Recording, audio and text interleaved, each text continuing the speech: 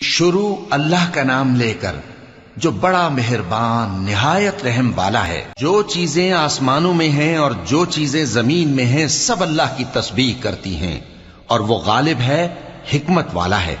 وہی تو ہے جس نے کفار اہل کتاب کو پہلی لشکر کشی پر ہی ان کے گھروں سے نکال دیا۔ مسلمانوں، تمہارے خیال میں بھی نہ تھا کہ وہ نکل جائیں گے، اور وہ لوگ یہ سمجھے ہوئے تھے کہ ان کے قلعے ان کو اللہ کے عذاب سے بچا لیں گے، مگر اللہ نے ان کو وہاں سے آ لیا جہاں سے ان کو گمان بھی نہ تھا، اور اس نے ان کے دلوں میں دہشت ڈال دی کہ اپنے گھروں کو خود اپنے ہاتھوں اور مومنوں کے ہاتھوں سے اجاڑنے لگے۔ تو اے بصیرت کی آنکھیں رکھنے والو، عبرت حاصل کرو۔ اور اگر اللہ نے ان کے بارے میں جلا وطن کرنا نہ لکھ رکھا ہوتا تو ان کو دنیا میں بھی عذاب دے دیتا، اور آخرت میں تو ان کے لیے آگ کا عذاب تیار ہے ہی۔ یہ اس لیے کہ انہوں نے اللہ اور اس کے رسول صلی اللہ علیہ وآلہ وسلم کی مخالفت کی، اور جو شخص اللہ کی مخالفت کرے تو اللہ اسے سخت عذاب دینے والا ہے۔ مومنوں، کھجور کے جو درخت تم نے کاٹ ڈالے یا ان کو ان کی جڑوں پر کھڑا رہنے دیا، سو یہ اللہ کے حکم سے تھا، اور اس سے مقصود یہ تھا کہ وہ نافرمانوں کو رسوا کرے۔ اور اے مسلمانوں، جو مال اللہ نے اپنے پیغمبر کو ان لوگوں سے جنگ کے بغیر دلوایا ہے اس میں تمہارا کچھ حق نہیں، کیونکہ اس کے لیے نہ تم نے گھوڑے دوڑائے نہ اونٹ، لیکن اللہ اپنے پیغمبروں کو جن پر چاہتا ہے غالب کر دیتا ہے، اور اللہ ہر چیز پر قادر ہے۔ جو مال اللہ نے اپنے پیغمبر صلی اللہ علیہ وآلہ وسلم کو بستیوں والوں سے دلوایا ہے وہ اللہ کے اور پیغمبر کے اور پیغمبر کے قرابت والوں کے اور یتیموں کے اور حاجت مندوں کے اور مسافروں کے لیے ہے، تاکہ جو لوگ تم میں دولت مند ہیں انہی کے ہاتھوں میں نہ گردش کرتا رہے، اور جو چیز تم کو پیغمبر صلی اللہ علیہ وآلہ وسلم دیں وہ لے لو، اور جس سے منع کریں اس سے باز رہو، اور اللہ سے ڈرتے رہو، بے شک اللہ سخت عذاب دینے والا ہے۔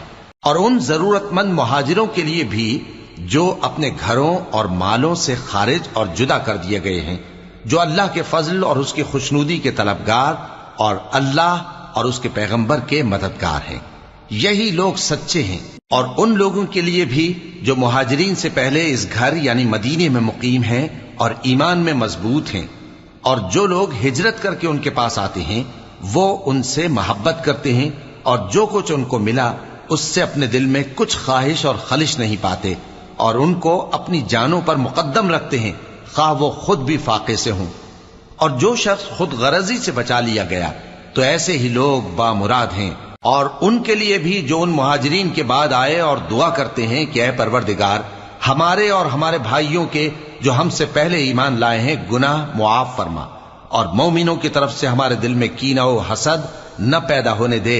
اے ہمارے پروردگار، تو بڑا شفقت کرنے والا ہے، مہربان ہے۔ کیا تم نے ان منافقوں کو نہیں دیکھا جو اپنے کافر بھائیوں سے جو اہل کتاب ہیں کہا کرتے ہیں کہ اگر تم جلا وطن کیے گئے تو ہم بھی تمہارے ساتھ نکل چلیں گے، اور تمہارے بارے میں کبھی کسی کا کہا نہ مانیں گے، اور اگر تم سے جنگ ہوئی تو تمہاری ہی مدد کریں گے، مگر اللہ ظاہر کیے دیتا ہے کہ یہ جھوٹے ہیں۔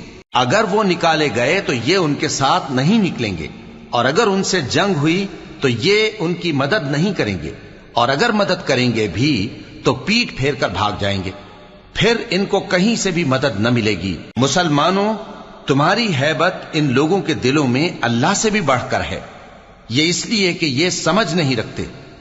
یہ سب جمع ہو کر بھی تم سے نہیں لڑ سکیں گے، مگر بستیوں کے قلعوں میں پناہ لے کر یا دیواروں کی اوٹ سے۔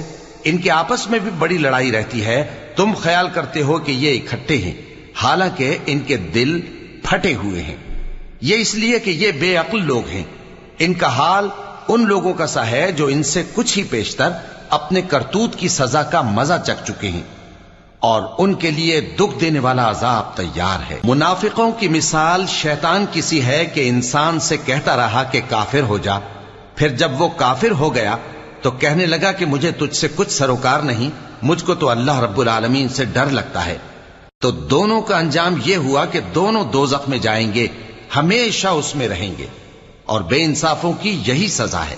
اے ایمان والو، اللہ سے ڈرتے رہو، اور ہر شخص کو دیکھنا چاہیے کہ اس نے کل یعنی آخرت کے لیے کیا سامان بھیجا ہے۔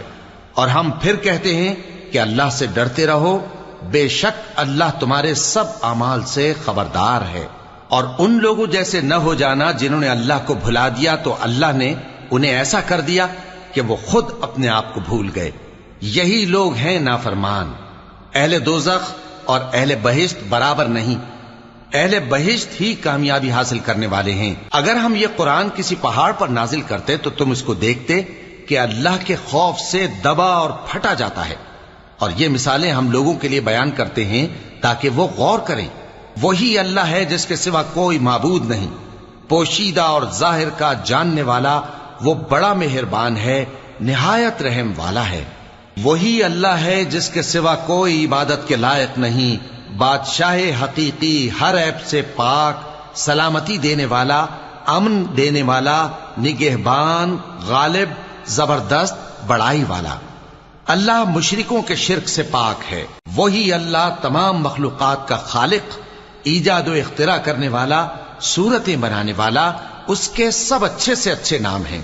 جتنی چیزیں آسمانوں اور زمین میں ہیں سب اس کی تسبیح کرتی رہتی ہیں، اور وہ غالب ہے، حکمت والا ہے۔